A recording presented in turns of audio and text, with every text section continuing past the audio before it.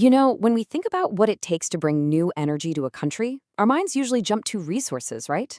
Like, do we have enough coal, oil, or even firewood? But the story of how cities in late imperial Russia got electrified, well, it has this amazing twist. It turns out it wasn't really about the fuel at all. It was about something much, much more shocking. And to really get it, we've got to see this brand new technology through the eyes of the very first people who experienced it. Just try to imagine seeing an electric tram for the first time. The writer Ilya Ehrenberg really captured it perfectly, didn't he? For people at the turn of the 20th century, electricity wasn't just some new invention. It was a total spectacle, a miracle. The glow of a streetlight, the sound of a tram. These were these huge moments of collective awe that just completely changed the feeling of city life. So, to really get to the heart of this transformation, we're going to lean on a couple of key academic ideas from this source material. And these aren't just buzzwords, they're like special lenses that help us see past the simple timeline of events and right into the real human story. First up is this idea of an energy transition. This is about way more than just swapping one fuel for another.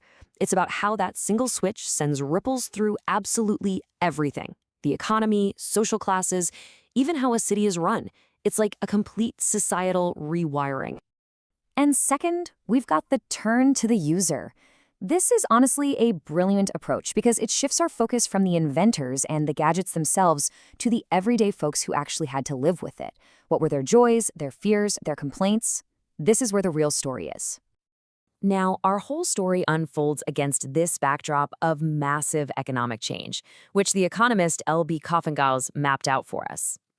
The crucial thing to get here is that this was a super volatile time. You had a boom in coal, then a huge crisis in oil, and it's all leading up to World War I. This economic turbulence is basically the stage where our whole electrical drama plays out.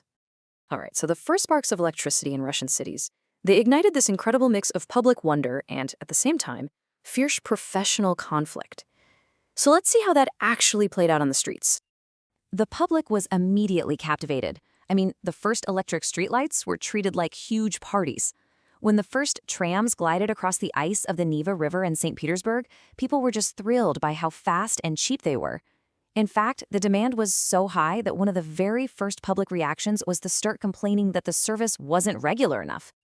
But of course, not everyone was celebrating.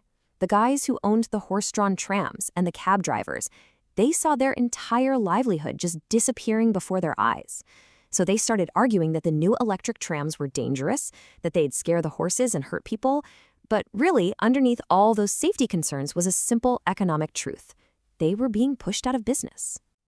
And you know what? A nearly identical battle was raging over lighting. Gas companies were warning everyone about the dangers of those live electrical wires, while the electricity folks were arguing their light was more hygienic, saving people from breathing in the fumes of burning gas. It's fascinating how the whole public debate was framed around safety and health when the real fight was all about money. Electricity was just cheaper, and in the end, that's what won. Now, to be fair, those safety concerns weren't totally made up. This was a powerful and totally unfamiliar force.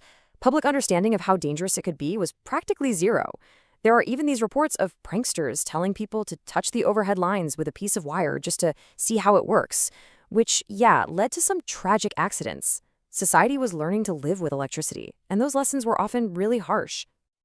And that right there brings us to the central puzzle of this whole story, because while the cities were trying to adapt to this new technology, a massive crisis was brewing.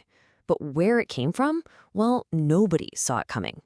So if you were reading the newspapers in Moscow or St. Petersburg between 1901 and 1908, you'd be totally convinced of one thing. The city was running out of fuel. Headlines were screaming about a firewood crisis and a desperate shortage of coal. It looked like the new electric age was about to be starved of the very resources it needed to run. But if a fuel crisis was the problem everyone was talking about, what was actually turning out the lights and stopping the trams? Here's the thing. That fuel crisis, it was basically a ghost. For the average person living in the city, it was barely noticeable. The real shock, the force that kept plunging cities into darkness and total chaos, was human. It was organized labor, worker strikes. And just to give you a sense of how intense this was, listen to this stark account from V.I. Lenin. It shows how critical these workers had become, right? This new electric infrastructure had created a new kind of weak point in the city, and the people who controlled it suddenly had an enormous amount of power. The impact was immediate, and it was huge. In 1905, a strike in Vitebsk shut down the power station, which stopped the trams and just threw the whole city into darkness. A single tram strike in Moscow in 1907 cost the city a fortune. See, these weren't resource problems, they were social and political crises that could bring a modern city to its knees. And yet, even with all this turmoil, electrification just kept marching forward. And it was fundamentally rewiring not just the physical city, but the very culture and the daily habits of its people.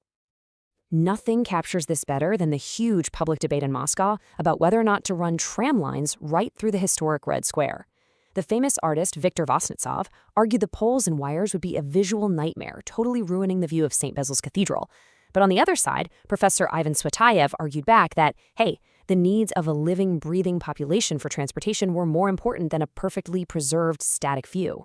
It was a classic showdown, heritage versus progress. But the changes went so much deeper than just city planning. The tram literally created entirely new cultural spaces. People at the time even came up with a term for it, tramvayizatiya literatury, or the tramway-ization of literature. So what on earth does that mean? It means this. The daily commute created a brand new captive audience.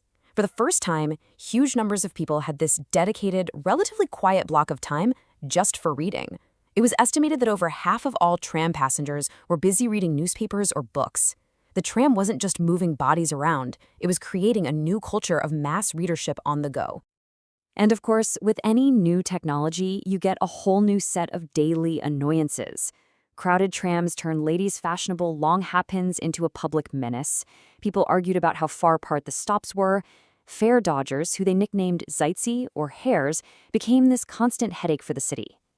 The very sound of the city changed, with that electric rumble becoming a permanent part of daily life. So, the story of Russia's first electrical age leaves us with a pretty important question for our own time.